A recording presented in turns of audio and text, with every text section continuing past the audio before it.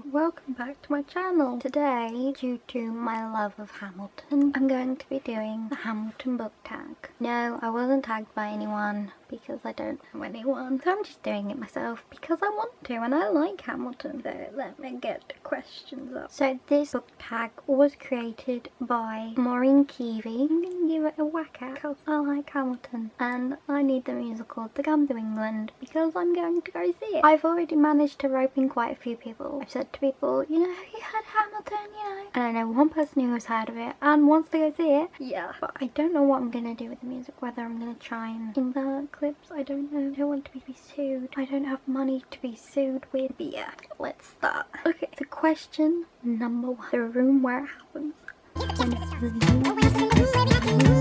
The book world you would put yourself in. This is gonna sound really strange. I think I'd be in the Starcraft trilogy by Josephine Angelini's world. It takes place on the island of Nantucket in America. It just sounds so cool. The Schuyler sisters.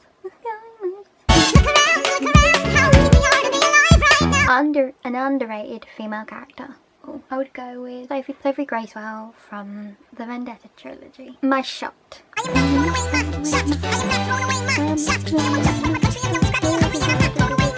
That goes after what they want and doesn't let anything stop them. I would have to go with Katniss Everdeen from the Hunger Games because she sort of has to go after what she wants. She entered the Hunger Games because she didn't want her sister to be in the Hunger Games, fought to the end because she wanted to be reunited with her sister. Stay alive.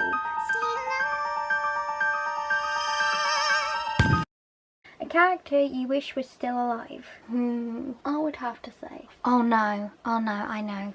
It's between two. It's between the Darkling in Shadow and Bone, the Gracious trilogy, and Wrath from Days of Blood and Starlight by Lani Taylor. And it was more the sort of writing at the end that really did me in and made me cry. And then Burn, the most heartbreaking end to a relationship you've ever read. Ooh, I don't want to go for the obvious and save me before you because I feel like that would be obvious. And it didn't say like a romantic relationship. So I'm going to go with Beautiful Broken Things by Sarah Barnes because the ending to that and sort of I loved it. You'll Be Back, the sassiest villain. I would have to go again with The Darkling from the Gushy trilogy. I loved it. The Reynolds Pamphlet, a book with a twist that you didn't see coming. Oh, come on. We all know what book that's going to be. Vendetta by Catherine Doyle was one of the only books that's ever managed to surprise me with its plot, where it was going. I don't know if this is a bit like stupid that I didn't see all of it coming, but I really didn't. Oh, there's no spoilers. I'm good at this no spoilers thing. Non-stop. Series you marathoned. What series did I marathon? Okay, don't hate me, but it's the Twilight series. I bought them one day and then I think I'd finished them by the end of the week. Yeah, I didn't eat, I didn't sleep, I didn't drink. I was just powering through them and I've never read a book series that quick again ever, except for Vendetta. Satisfied. Favourite book with multiple points of view? Because I find multiple points of view books, if you don't do them well, if they're not greatly executed, they can come off quite flat. Like, no offence to Allegiant, but I really struggled with Allegiant because there was no defining voice. I had to keep looking at the page, like chapter starter, to sort of be like, oh, so that's whose voice it is, because they were so similar. Because I don't really read multiple points of view chapter books.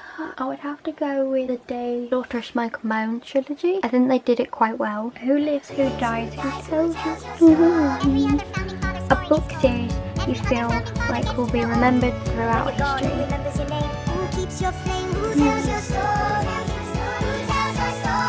feel like even though I haven't read it, it'll probably be, I feel like Twilight will be remembered probably for, will be known for like half and half. People liked it, people loved it, you either loved it or you hated it. But I feel like for mostly positive will be remembered throughout history will be Harry Potter. Because you've only got to look now to see how many people still love it, like nearly 20 years after it came out. And people, I go to King's Cross a lot, I go through King's Cross a lot, and the amount of people that are still queuing up to take pictures with Trolley in the wall from platform 9 3/4 is still a massive crowd. It's always busy and are there taking pictures each time. Oh, shall we do extra questions? Give myself extra questions, so then if I decided to not use them, helpless. A relationship you were pulling for from the very start. I can only mean that, so you were pulling them together.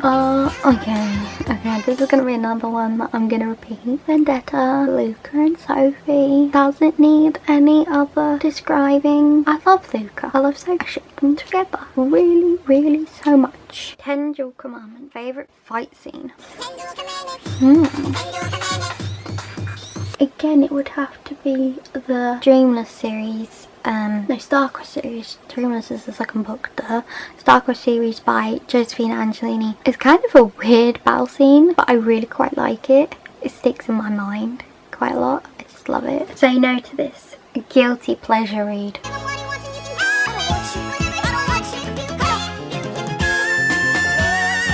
Okay, that's one I have read. I read it on Wattpad. Yes, I did have Wattpad. I actually have an account on Wattpad. Because, you know, not for fanfiction, because fanfiction is like an endless pit. You delve in and there's different layers to it. You just get deeper in. I did read After by Anna Todd just to see what it was all about. And because I think I love One Direction, I love Harry Styles, and I bought the book as well. I bought the book because I'd heard it's sort of different. It's some changes, like Hardin. I'm not sure I like that, but if you enjoy it, you enjoy it. Don't care. Don't care whether people don't like it. What comes next? A series you wish had more books. Do you know how hard it is to lead? I'm probably gonna have to pass on that one because I don't know.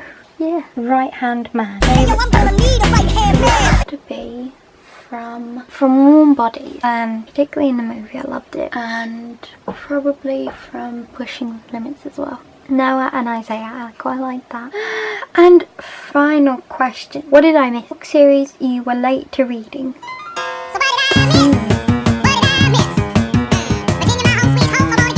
I would have to say 2, because one I'm sort of late to reading. One would have to be the Ghost Trilogy. Didn't read it until this year. Don't know why it took me so long. It just has. I mean, most books take a long time to get around to. That's the thing. I buy them when they're relatively new out, and then they just on my shelf quite a while people are reading them and talking about them until I get around to reading them, and then I think, oh, I've had this for ages, but I haven't read it. And also, not the Divergent series, because I read the first 2 pretty quickly after it was released.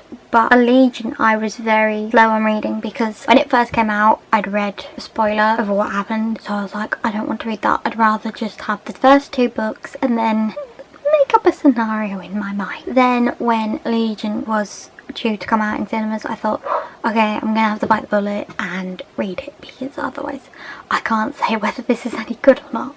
So I read it, I bit the bullet. It was heartbreaking, the ending, but I didn't like it as much as the first 2 books. I kind of thought, gone a bit weird. And then I watched the part 1 of the movie and I was like, oh my day, what on earth is this movie? And I know people have been pretty critical of the movies. I loved Divergent. I watch it all the time. Allegiant, yeah, there was a few alterations and the story went a bit weird, but you could still see where it was going. I hope you enjoyed it. I did. I cannot wait for Hamilton to come to the UK. I'm literally gonna be there with my finger on the mouse or the phone being like, I need tickets, get another tickets. Hopefully it won't take so long to make another video. I'm hoping not leave, although I am knackered now. Thanks for watching. Bye.